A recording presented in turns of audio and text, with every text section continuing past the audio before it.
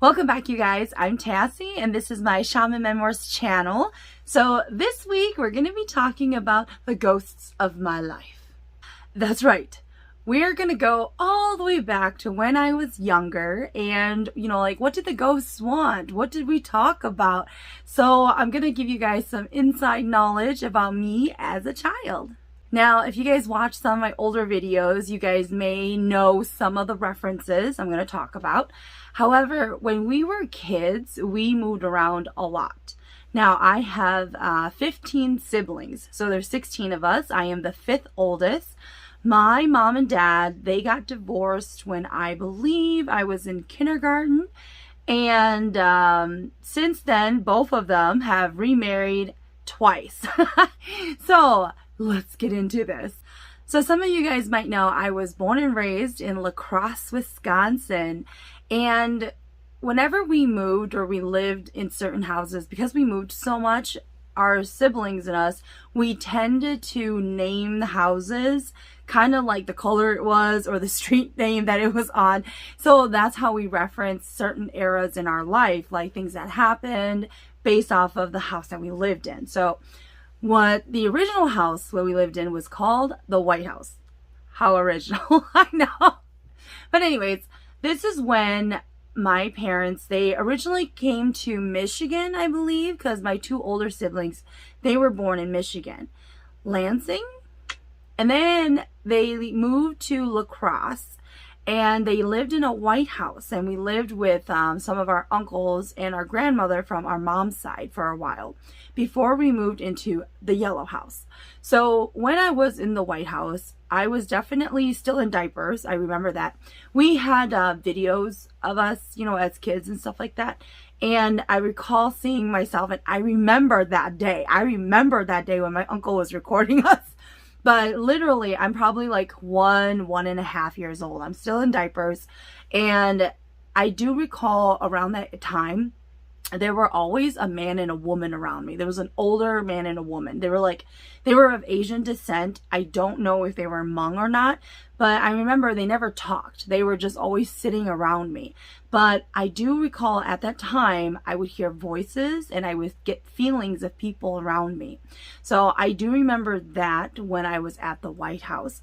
I never felt like fear until the Yellow House. Now, the Yellow House, I felt like I spent most of my childhood here because so much happened and it was for such a great amount of time, or at least I felt like it was such a time that stood out. So it felt like you lived a lifetime at the Yellow House. But anyways, when we were at the Yellow House, my parents were still married, and it was shortly after we moved. We lived there, and then it wasn't too long until after that where we moved because my parents then got a divorce. Now, the Yellow House, I was still not going to school yet because I was the youngest. I was the youngest for 8 years. Hence why I'm a bit spoiled. Anyways, I like to call myself a survivor. Okay. At the Yellow House, this is definitely when I had a lot of my beginning interactions with a lot of spirits and ghosts. And this is when the demons started to come out. So when we were at the Yellow House, I had not gone to Head Start yet. So these are going to be like memories and things that happened before I went to Head Start and then kindergarten and 1st grade. Now, I remember there, because my siblings were older, they all went off to school before me. And then my mom would go to work, and my dad, he would nap a lot. I don't know. He was like a night owl where he was up really late all night long, just drinking and gambling and smoking. That's my dad. And so then during the day, after he would take the kids to the bus stop, which is literally at the corner of the house, because we lived in the corner of the block there. And anyways, my dad, though, he would just sleep all day. And so I would have a lot of time to myself. Now, during this time, this is when I would sing to the sun all of the time. I was always singing to the sun. We had this porch, and I would sit out there with the windows rolled up, and I would just belt out and just sing and sing and sing to the sun, totally unaware that there's people walking around. But when people did walk by, I would stop singing. And then I would just stare at them and wait until they left or were out of earshot. And then I would start singing again. Now, with my singing though, I was singing in another language. I didn't sing in Hmong and I didn't sing in English. These like songs just came out of my chest and I would just sing and sing and sing. And when I did sing though, I felt so happy and so powerful. It's a weird term to explain it, but now that I'm older, it was a power surging kind of feeling when I sang to the sun. So I would always sing to the sun, and I hate it when it rains. Even as an adult, I hate when it rains. I have this hate in me, you guys. When it rains or when it's cloudy, this hate just comes out of nowhere. One time this is me in my, I was like 28, you guys, 28 years old, y'all. And I was at my apartment and we had a huge thunderstorm and it was the middle of the day. I was starving. All I had was ramen at home and I didn't want to eat ramen. I wanted to get food, but because it was raining so hard and I was just like so irritated, I refused to go outside and I starved and I waited until the rain stopped. The rain didn't stop until nighttime, you guys. This was before Postmates and Grubhub, okay? Now, at the Yellow House, this is definitely where I became a vessel to a lot of spirits. And I wasn't aware I was a vessel. When my siblings, they went to school and my dad was asleep and I wasn't singing to the sun, I would actually just sit there because a bunch of spirits would come. They would come and we would sit in a circle and then they would take turns going through me, but they were talking every single time. Every time a spirit spoke, they went through me and then I would say the words out loud. And then after they've told me everything, they would look to me to give them a verdict, where I would talk to them now it's me, I would talk to them and tell them what they need to do.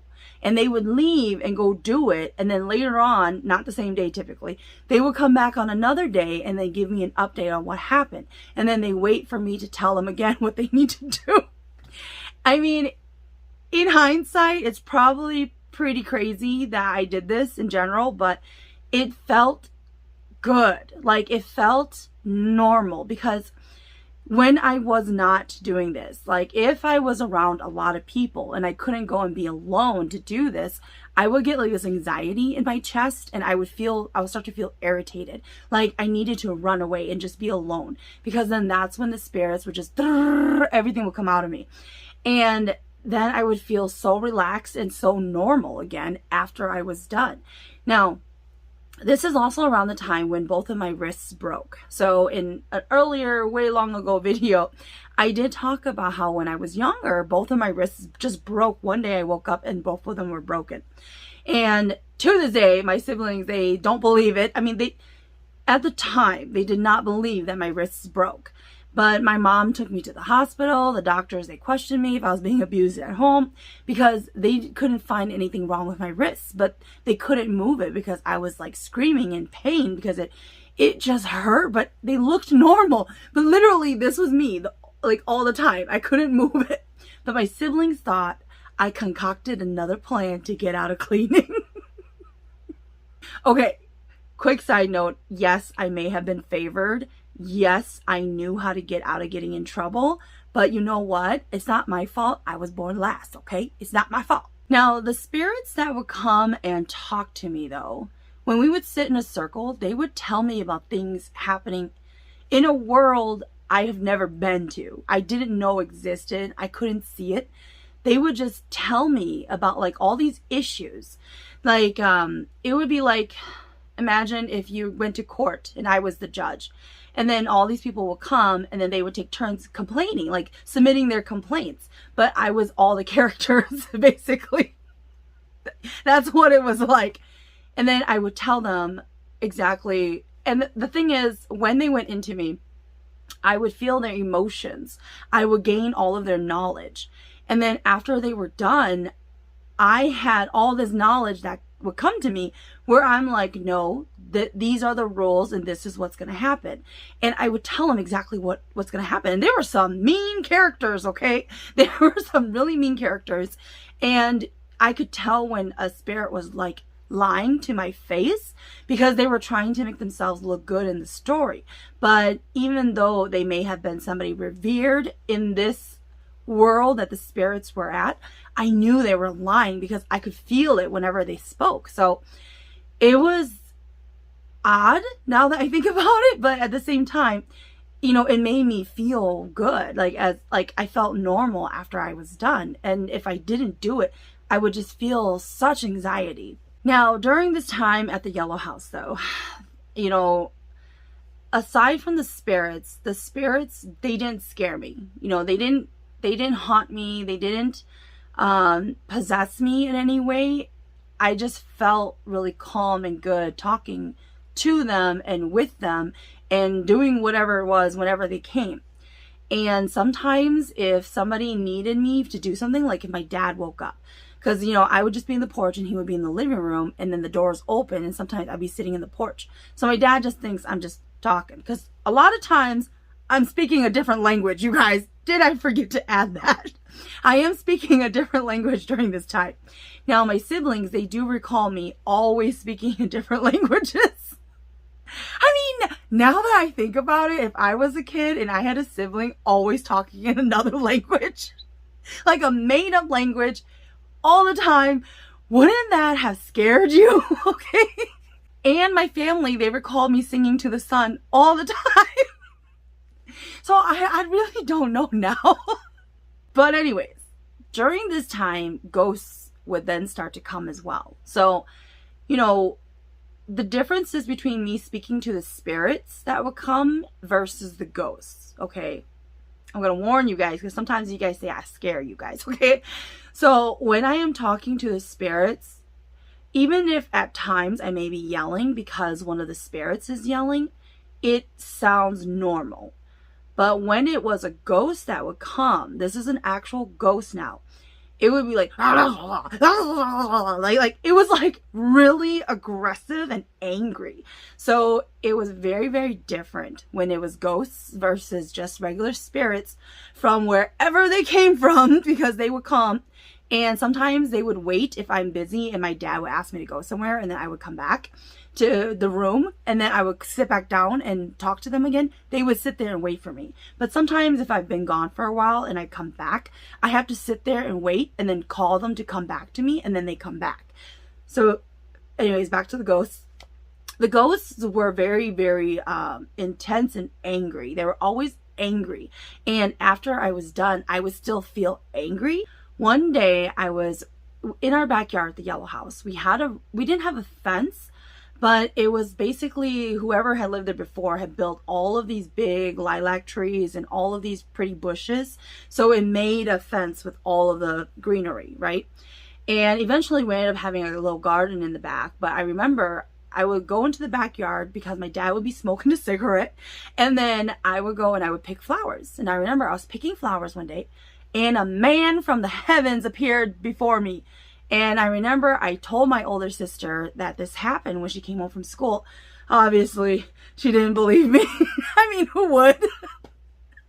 Who would believe you're picking flowers in your own backyard and a beautiful man appeared before you? No. This man, and I didn't know who he was at the time, but he told me not to speak to ghosts anymore because he didn't want to scare me, and that's the feeling that I got. He was smiling and he was nice, and I continued to pick flowers even though he was standing there and he was looking at me and talking to me. But to me, I saw it as, oh, he's just another spirit that's come to see me. But he was telling me, he said something weird at the end when he was leaving, because he came to tell me not to talk to ghosts anymore, and that if I'm ever scared or afraid to call him and he would come. And he told me his name, but I don't remember it. When I was a kid, I didn't remember it after he told me. But then he also told me that he was going to open something or leave something behind for me. And as a kid, the spirits always said a lot of stuff to me about a place I've never been, a world I've never seen. And a big part of me was like, I do this because I feel good when I'm done doing it. It wasn't like you put a lot of stock to it, It's kind of like I was old enough and aware enough on how to get out of trouble. So I was also aware enough to know that, even though this is weird, a weird habit that a lot of people don't do, and I hear voices telling me not to do it openly in front of other people, a big part of me wasn't like, I believed in it. You know, I just did it, so I felt okay. I mean, because in my head, it didn't make sense, and I didn't need it to make sense because I wasn't afraid. I wasn't fearful of what I was doing, and that these entities that were coming, you know, part of me, I didn't even believe that they were real. It was just, they were just there, and I just interacted with them, and then I felt good, okay? Now that I'm older, he was actually the god of lightning's oldest son, and I can't tell you guys his name. I do know his name because it's really funny, because now that I think on it, when I go into the spirit world, I do call on the god of lightning and his son a lot. I am not married to the god of lightning, okay, y'all? Don't even go there. Not even to his oldest son. But I know a lot of people tend to romanticize it and assume I am like dating or married to one of them. I'm not. So anyways, but there is a long story between us though, but it is not in that way, so don't think of it that way. But anyways, so he did come to see me when I was a kid, and he did not break any rules, in case you guys are wondering. He can come, but he can't tell me anything, is basically what it is, because I need to learn it on my own. But at the same time, when you fear for somebody and you know that, you know, this is a risk that they can go into, for a lot of you guys have been wondering, can gods fall in love with mortals, and can they come here on this plane of existence? Yes, they can. Now, I will say though that there are certain rules when people are being reborn and they have a certain trial or a certain task that they need to complete. In time, you're meant to learn it all and remember things, but it doesn't all happen at once, and they can't come and, like, you can't have a high level god like that come and tell you everything to wake you up and to make you remember earlier. You have to do it on your own. So he was already witnessing that I was doing things, and one of them was the ghost one, that he definitely knew I shouldn't be doing, just because it was easy for me to speak and talk to spirits. Now, after the god of lightning's oldest son came to visit me when I was really, really young, I remember from that moment, a lot of ghosts started to become afraid of me. But then, that's also when demons started coming out of my dreams. So, in a way, I felt like that kind of opened up this, it changed. It was like a twist suddenly where, oh, now she knows, you know? So then now it's free game, basically, is what happened. Okay, because I remember going to Head Start and kindergarten, and there were always a lot of ghosts. You guys know where there's like the coat room? Okay, like, I'm pretty sure if you went to school in America, we have the main classroom, but we always have a little cubby area with the coat room, right? There were always ghosts in the coat room, and they would sit there. And I just had a feeling, I don't know if I should tell you guys what they do, but because I don't want to traumatize any of you guys. So the ghosts in the coat room, they would,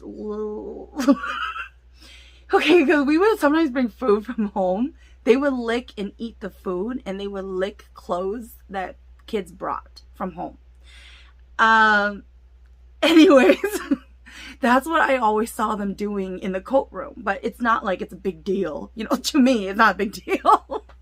Anyways, when I was in Head Start, there were always ghosts trying to eat with us at the table. Because, you know, we eat in the classroom, you know, and there was this family that came from, they were of Asian descent, but they were not Hmong. And, you know, during this time, this is like early 90s in a small town in La Crosse, Wisconsin. There were, I want to say they were Cambodian, now that I think about it. But anyways, I remember that they had this ghost that was on them, and it kept licking them. I don't know why ghosts were always licking things when I was younger, because now that I think about it, ghosts nowadays, they aren't licking things. I don't know why.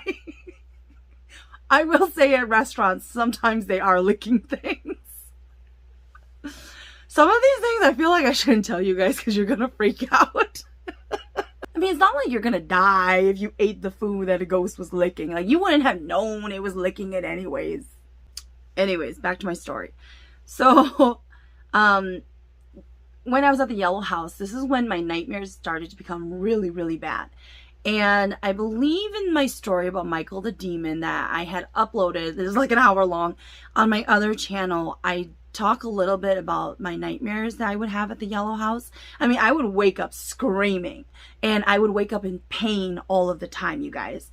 Like, just imagine if somebody hit you over the head in your dream and you woke up and your head was pounding like somebody had really hit you. And it just got so bad. My siblings didn't want to sleep in the same room with me. They would threaten me before I would go to bed, you guys, because we had bunk beds. So before we go to bed, every friggin' night, they would threaten me. Like, if you even scream tonight, Tassie, I'm gonna kick your ass. Literally. My siblings, okay, not so much my two older ones, but my oldest ones, they were always threatening me. I mean, I get it. You know, I'm disrupting their sleep. They have to go to school the next day, whereas I didn't. So it was just like, they were always threatening me because they thought I was such a brat who got away with everything. But yeah, that's when I developed lucid dreams to escape all of the demons that would come in my dream, because it just got so bad. My mind was breaking. I couldn't handle it all of the time. And it's not like I watched scary movies. I never even watched TV. I don't know why. I've never really liked watching TV my whole life. I do like to watch movies and series and stuff like that, but that's like Netflix. But regular TV, like even if it's cable, I hated watching TV. But so, you know, we didn't watch like really big horror movies. We watched like The Mighty Ducks when we were younger. We watched 101 Dalmatians. We watched a lot of Disney movies, and the Cartoon Channel was always on. But it wasn't anything like super graphic, you know. So I would just have really, really bad nightmares, and basically the demons were obsessed with me and they wanted me to follow and go with them. That's what they wanted. They tried every trick in the book to try to get me to follow them in my dreams. From being dressed up as my mom, trying to tell me my mom's in danger. And you know what? I believe in myself more than following somebody who I think is my mom in my dreams. So they realized that really quick. So then they stopped coming to me as my mom. You know, like, because my mom was always working, so it's not like you had a really tight-knit relationship. But at the same time, with my parents, I've mentioned this in other videos as well, I don't feel that kind of a connection with them. I see them as like an aunt or an uncle. You know, like, if you guys have aunts and uncles, that's the relationship in my head and my body and how I see them. So it's not like a, you know, you're a kid, you really, really want your mom or dad. It was never like that for me. I didn't want my mom or dad. It was not, I didn't see them in that way in my mind. So, you know, the demons learned not to come as my mom or dad because it didn't work. All right. So now my parents have divorced. That was so ugly when they divorced. I mean, this was like, it was not heard of at the time. This was early 90s, y'all. I was going into kindergarten. Divorce was not accepted at all in the Hmong community. Nobody knew what that was. Like, no, it just doesn't happen. But anyways, my mom and dad got divorced. And due to that, I definitely believed my mom took us away from the Hmong community because it was such a sin, you know, to be a divorcee at the time. And I remember, though, it was such a bad divorce, and we went to church up until the divorce. Once the divorce happened, we no longer went to church. And let's just say that there was a lot of dark magic around this time, because I could see it in the air. Like, literally, I could see it coming through the front door into the house. Or when I go to sleep, I would dream of it all the time. Now, this is where it gets a little foggy, because I recall seeing it while I'm awake. I would see it come into the living room, and then everything gets foggy, because then I remember when I come to, the black magic's gone. It's just gone. And I don't recall doing anything. I just remember seeing it. And then it's like I become possessed because I start doing things, but it's not me. Like, I'm not there. Like, I'm not there at all, you guys. And then the black magic is just gone. Now, I have asked my Huaneng, my spirit guides, what was that? And they say things to me that doesn't make any sense, so it doesn't really help me. They're saying that, okay, I'm going to say it's probably Hmong and see if anybody else can decipher this. That's what they're saying to me, okay? I don't know what that means, okay? Like, because if you translate that directly into English, isn't that like, like the head spirit guides? But then they say 奏手了, which means they know how to stand, they know how to raise. So the head spirit guides know how to raise. How does that equal getting rid of black magic? Okay, now we move to the ugly Johnson house that burnt down. So after the divorce, I think we only stayed there for a little while longer because my mom went through the American system to get the divorce. She did not go through the Hmong traditions to get the divorce. After that, we moved to the ugly Johnson house, and I shouldn't have to explain it. It should be self-explanatory that it was an ugly house on Johnson and it burnt down eventually. So this place I had a lot of fun at. I mean, it was filled. The house was filled with spirits, you guys. It was just filled with spirits just waiting for me. It was like they knew I was going to come there. And this house here is actually a duplex. And so one side of the house is on the front and it goes all the way up. And then the other side of the house is on the back and it goes all the way up. And they have a shared attic. Now the attic, oh, beautiful. It is one of these old homes, you guys, where the attic is like 20 feet tall, the ceiling, and big, beautiful windows that you can sit and look out. And I have spent many hours in that attic. So when we moved in, we had a stepfather at this time now. My stepfather, his family members lived on the other half. So my mom bought the property, and then we lived on one side that needed to be renovated still. And then his family moved into the other side that had been finished, where the renovation was done.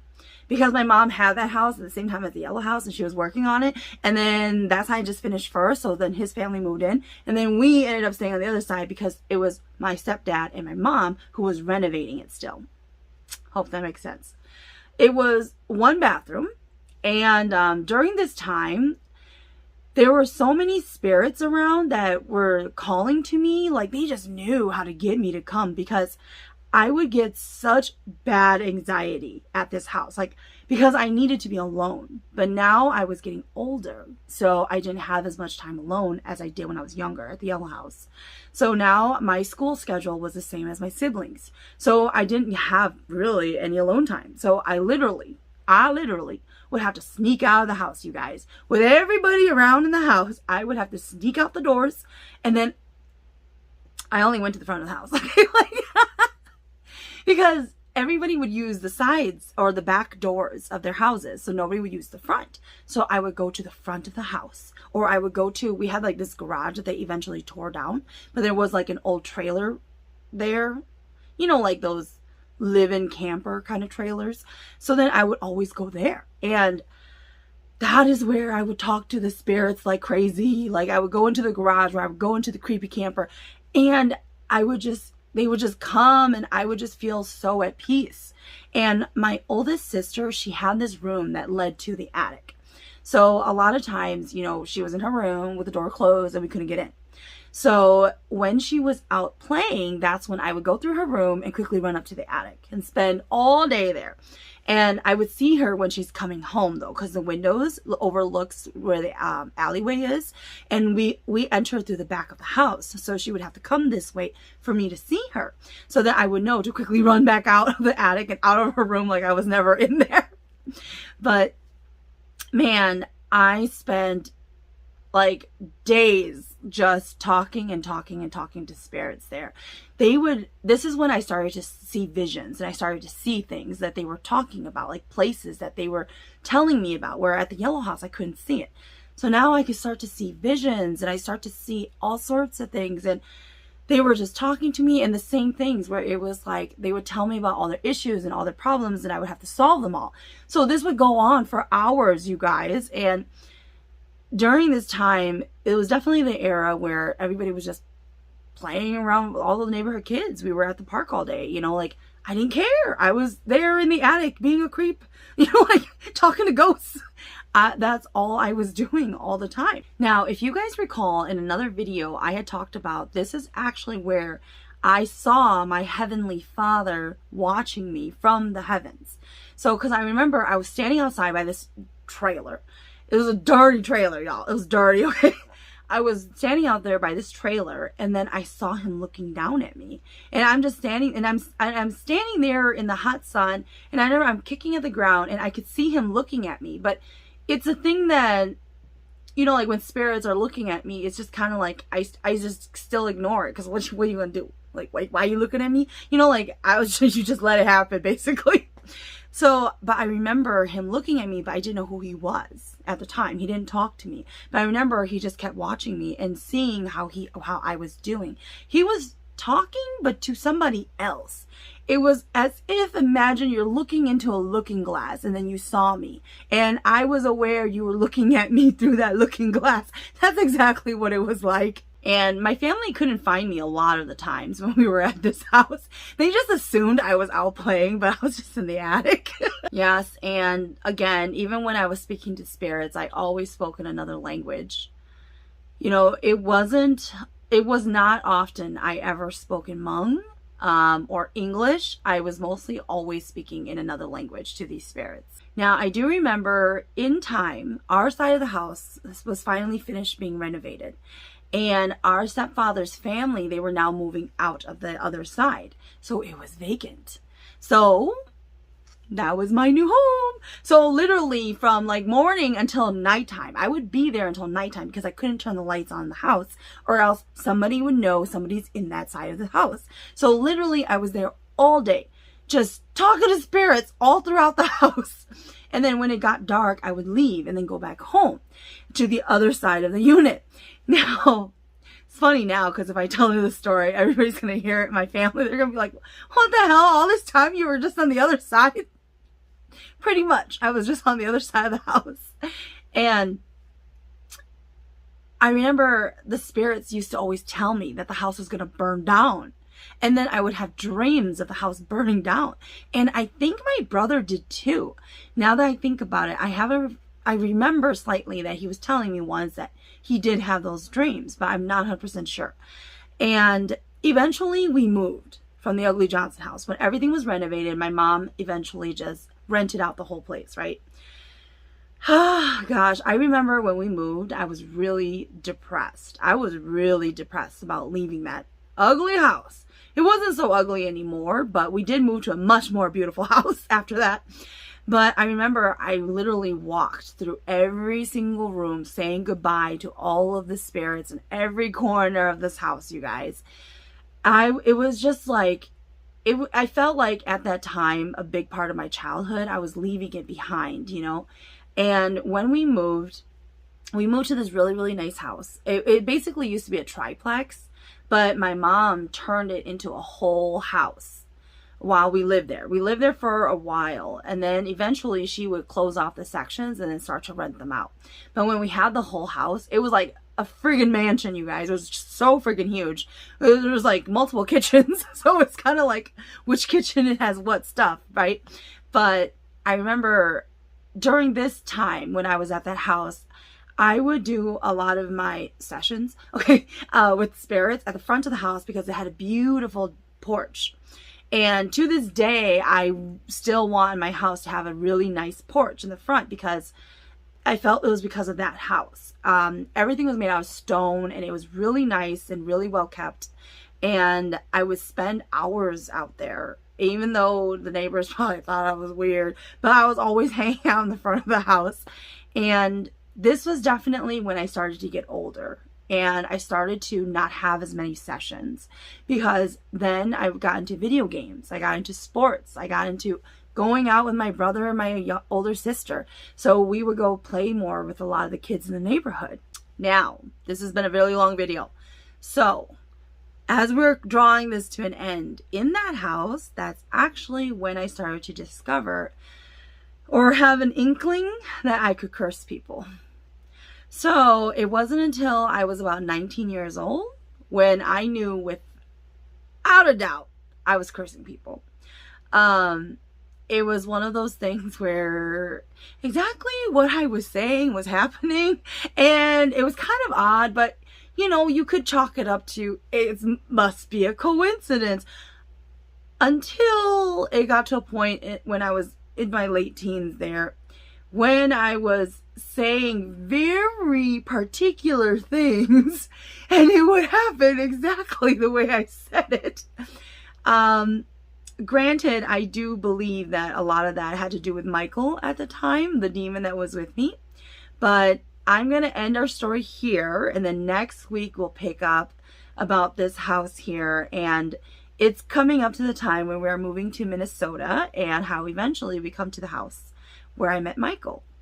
Now, if you guys didn't get through my stories so far from when I was a kid, you know, like living in the yellow house and going into the ugly Johnson house, when my wrists broke, I was supposed to raise my shrine at that time. That was the moment when my spirit guides were like, you're doing it now. And because I didn't raise my shrine, they started to come and spill out into my normal life. And all of the talking that I was doing with these spirits, they were telling me all the rules and all these things about the spirit world, and how, because I hadn't gone there, I was just like, you know, in my head, I'm just accepting that this place is real to the spirits.